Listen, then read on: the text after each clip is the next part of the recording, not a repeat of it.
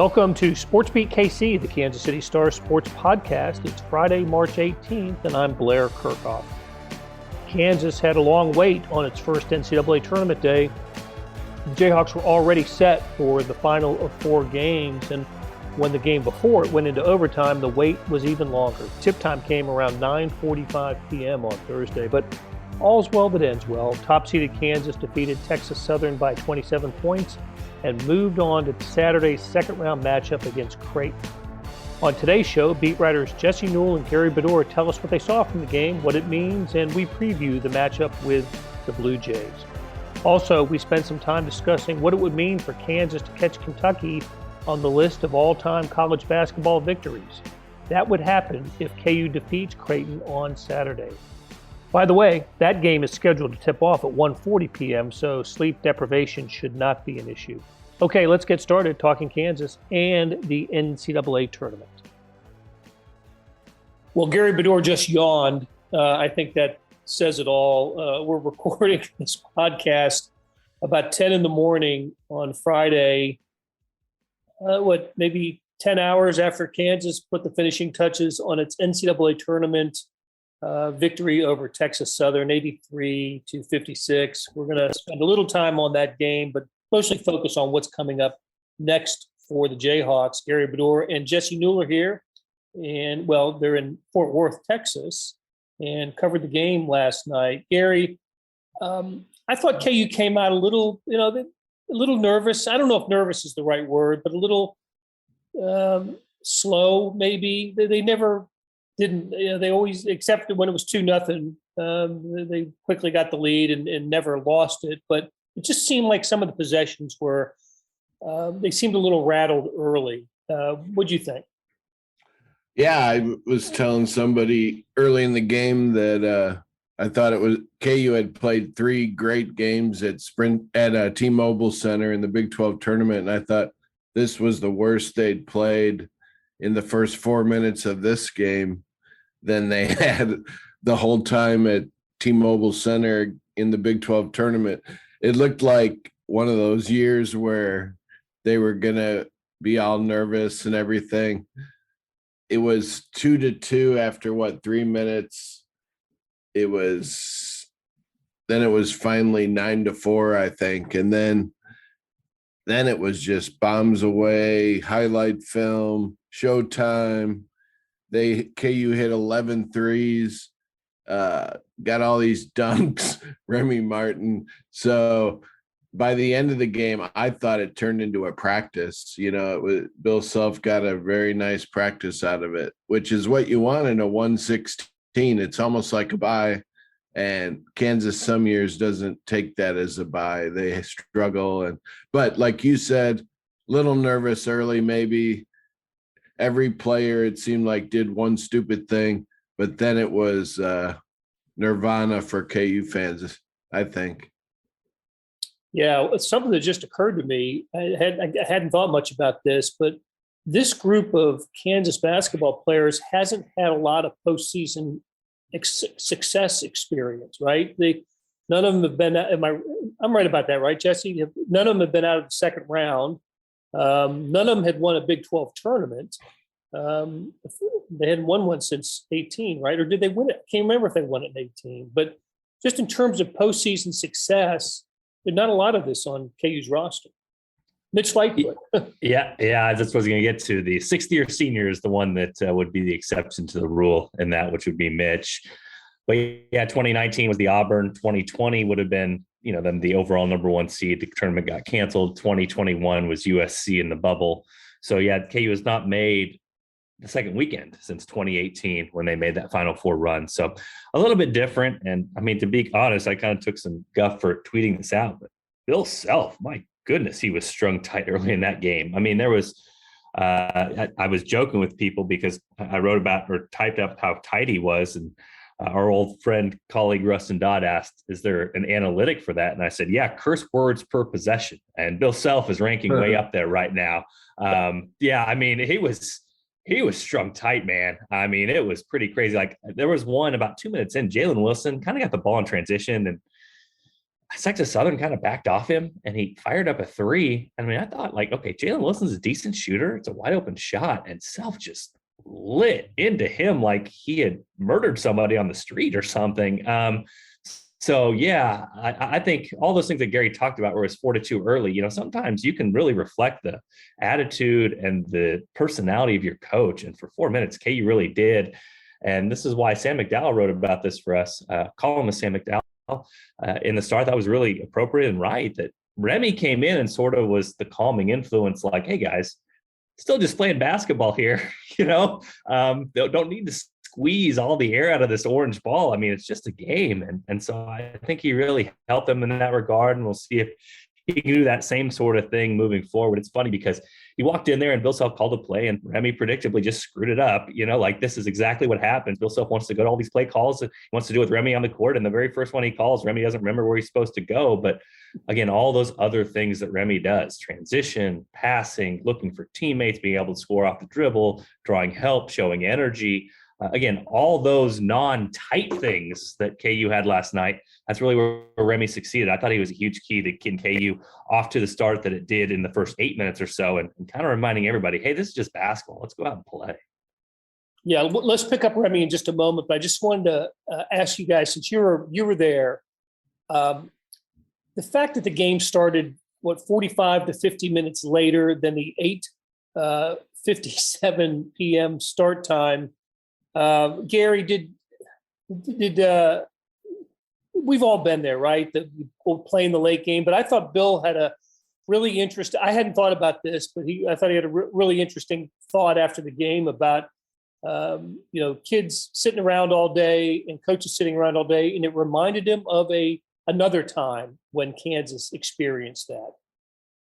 Yeah, I guess they lost the late game when Bucknell beat them in 2005. Which was the last. No, Bradley was the last time they lost a first round game, I think, right? Right. But I don't know if that was the last game. I know Bucknell was. Okay. Yeah. So Self said that, it's tough to just sit around all day. And I'm sure they were just watching the other games in between meals, and you just wait. And with that overtime game, I'm sure I didn't check the tunnels, but the Jayhawks were probably standing there like teams do, waiting to come out and shoot around. And then they probably took them back to the locker room. And you can sit around all day and get nervous, and just anxious. So Self brought that up himself, I believe, just saying how it reminded him of the Bucknell day. And, it turned out all well for him, but I know Roy Williams never liked that late game either.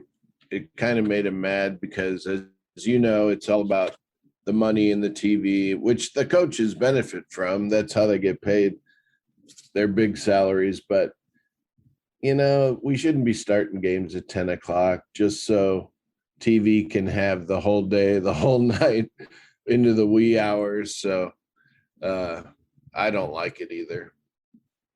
Roy would tell you too that he didn't like. He would tell you at the post-game press conference how much he didn't. He would. The late start, and you're right. With the overtime of the Creighton San Diego State game, that meant we got to see more commercials with Mike Krzyzewski pitching AT&T products. So that's a lot of fun.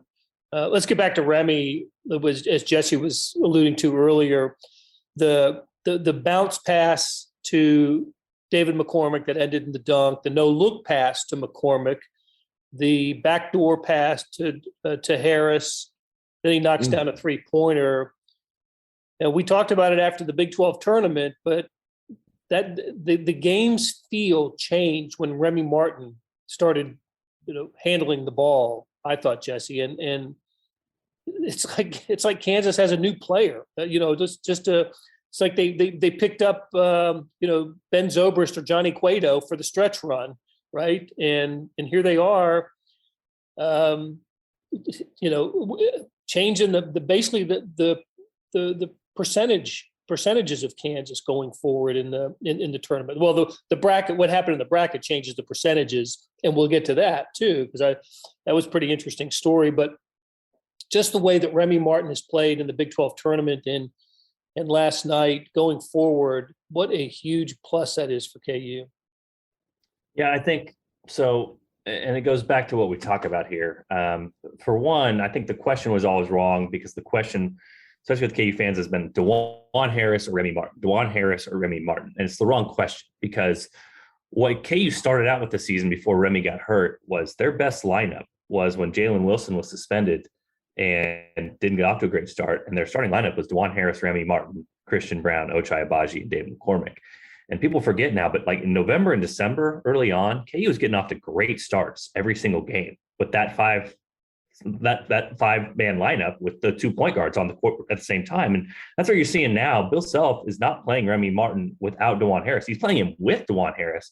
And you saw last night, it increases the defensive intensity. It allows Remy to gamble a little more defensively because he knows there's another point guard there alongside him. And then it helps them push in transition like they were able to do last night. And I think what Remy gives them is, again, sort of the antithesis of what Bill Self sometimes is or is about, which is Bill Self wants control. He wants to know what things are going to happen.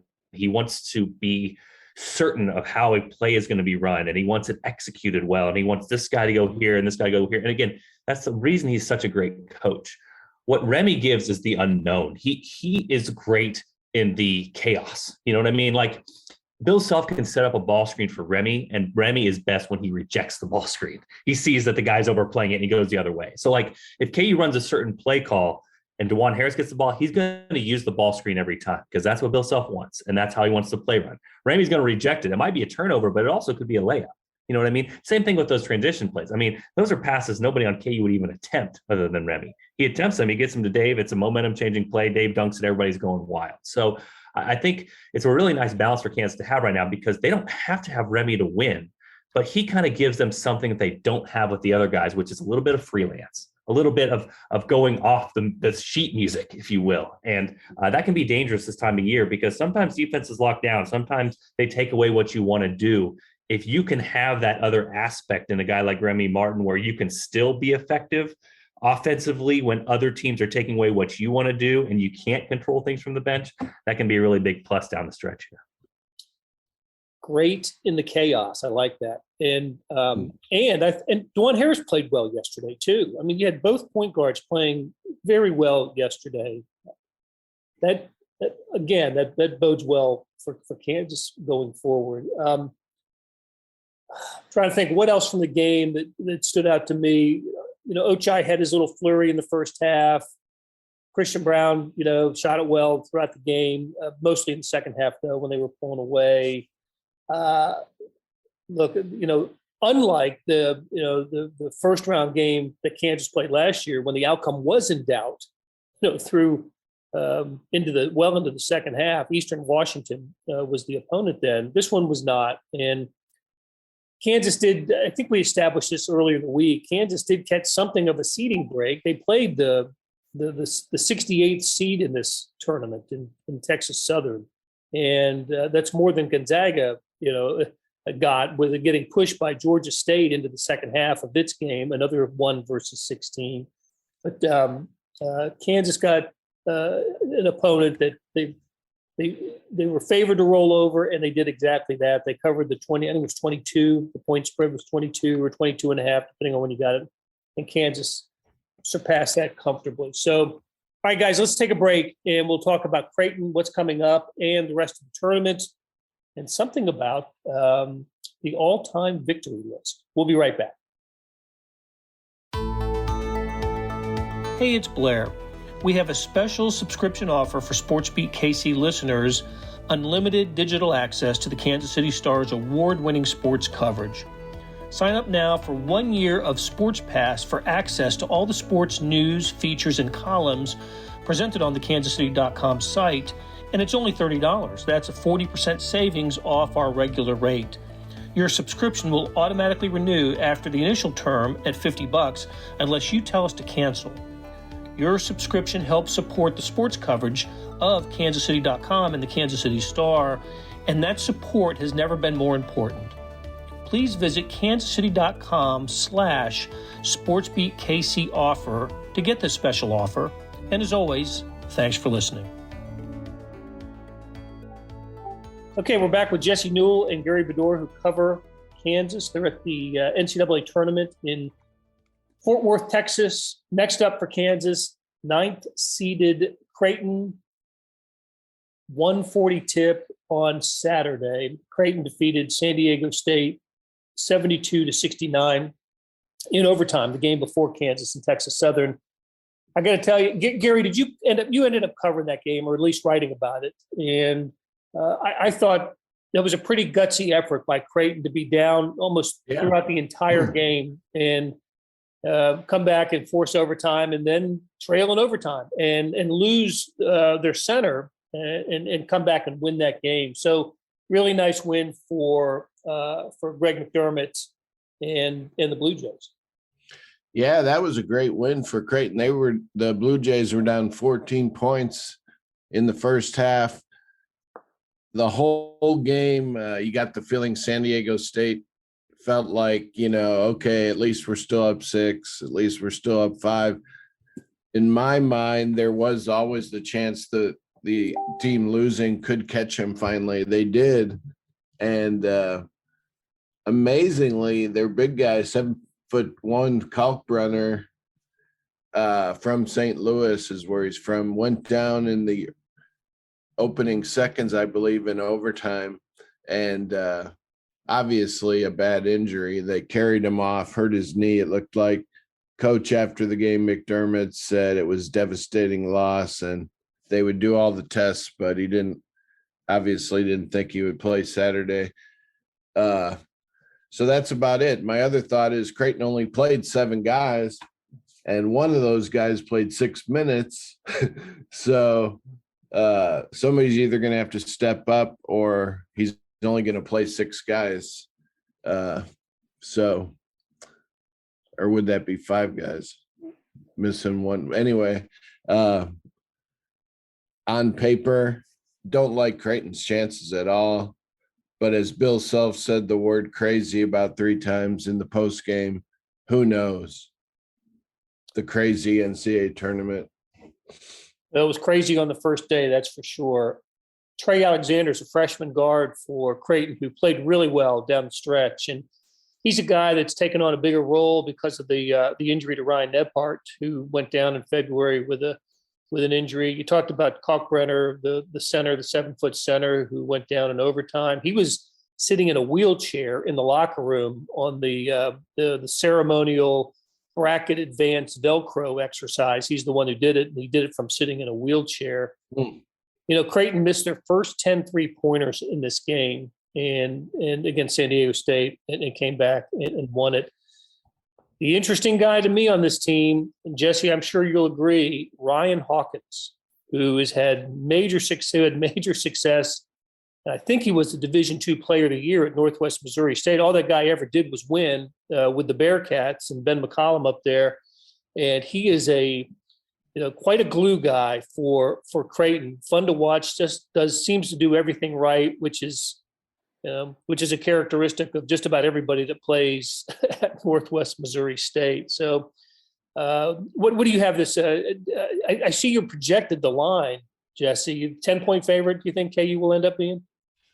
Well, I think the line just opened. Oh, okay.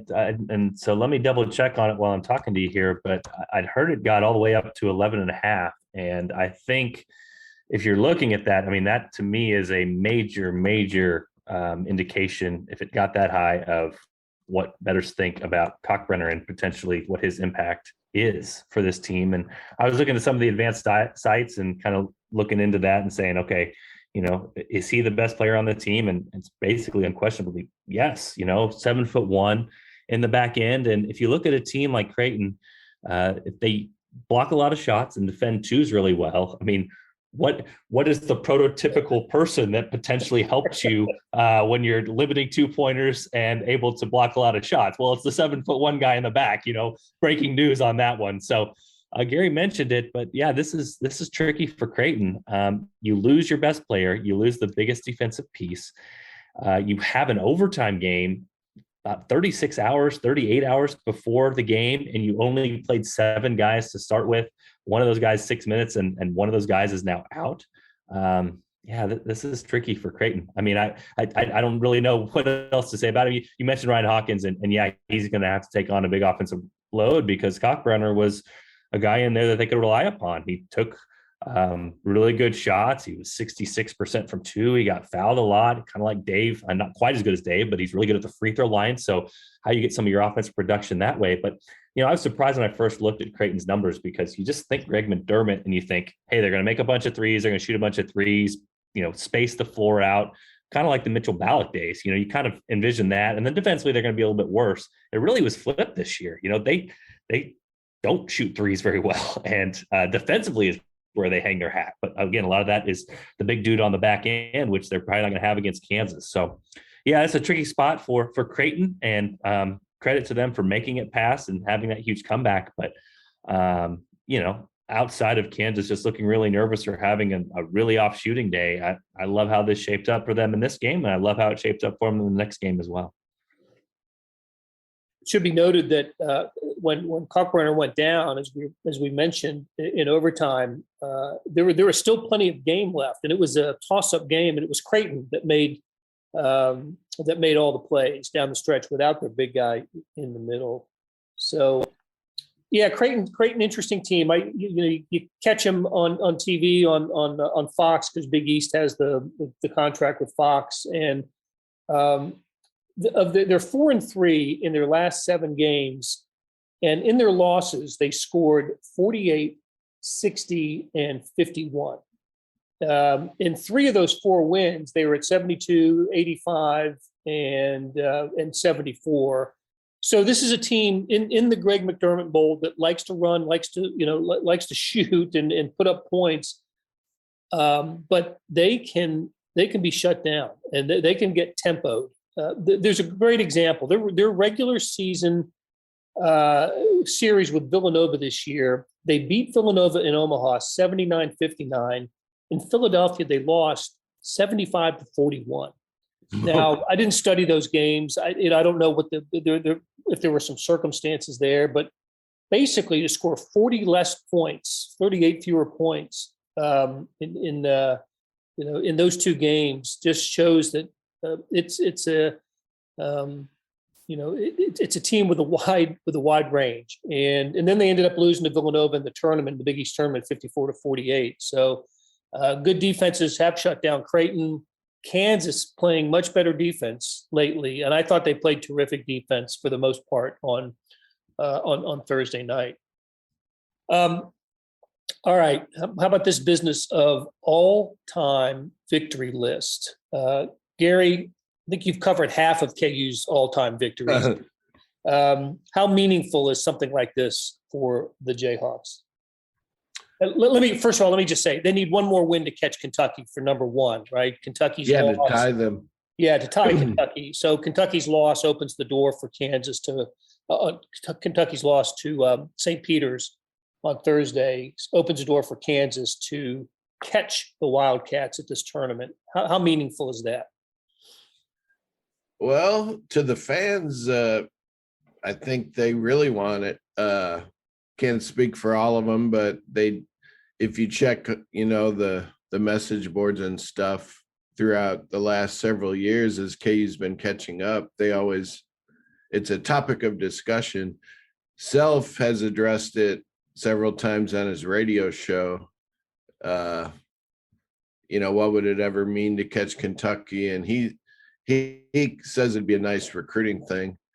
Say that they're the number 1 team all time in wins. So it's interesting because it's been 4 games seemingly all year. Kentucky and Kansas have been having about the same number of wins, and KU has continued to trail by about 4.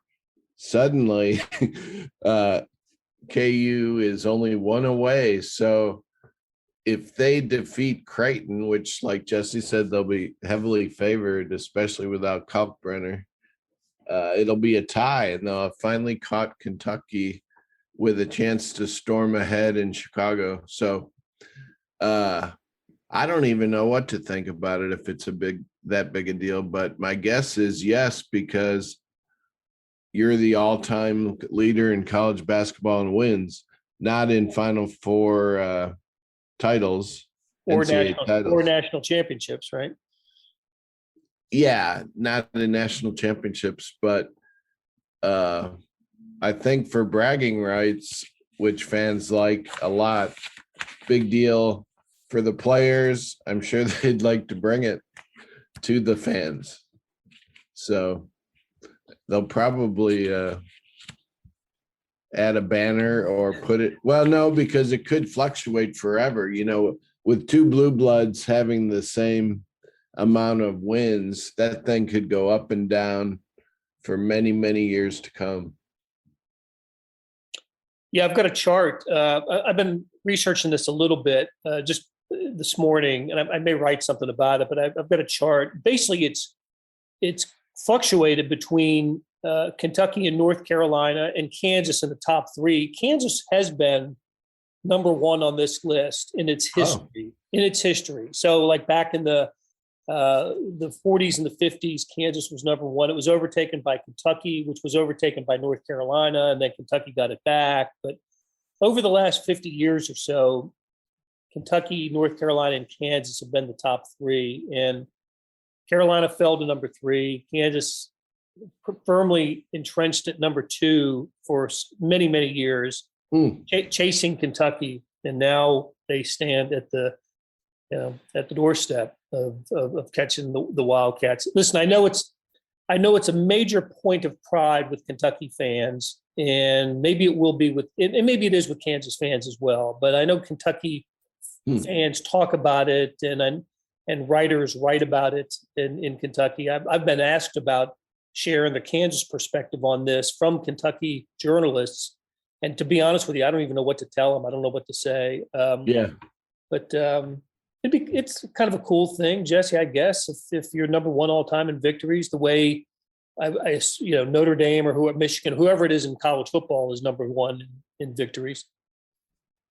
I would write about it, Blair, because everybody talks about it. That's your answer from now on. I think I probably get more questions about that, and saw more discussion about that yesterday than even KU advancing in the NCAA tournament. So, yeah, it's a big deal. I don't want to lump all crazy fans together, but I don't think that this is helping John Calipari right now. The fact that they're going to probably lose this thing over the next few days because of their opening round loss against St. Peter's. I think that is going to potentially help lead more of a charge of angry fans against him, because that has been a source of pride for Kentucky. And, if you want to look at some of the things that Calipari has done well, it would be the NCAA tournament success and bringing in talent. What he hasn't done as well is that, in Bill Self's 19 years, KU's made up about 40 games on this all-time list. So he's definitely had the better regular season. So when it comes to that and conference championships, so depends on the gauge you want. I'm sure, if you're Kentucky fans, you're not as happy with the results with Calipari because he's been the guy with your program. If you're Kansas fans, you say, well, why can't Bill Self win the tournament more? But, who cares about the regular season titles, because you sort of get spoiled with the regular season titles. So all depends on your perspective. But no, I definitely think if Kansas passes them, you will see lots of, even though the number will change, you'll see lots of T-shirts, lots of talk about Kansas passing that number, because it is a big deal. And those two fan bases are absolutely competitive.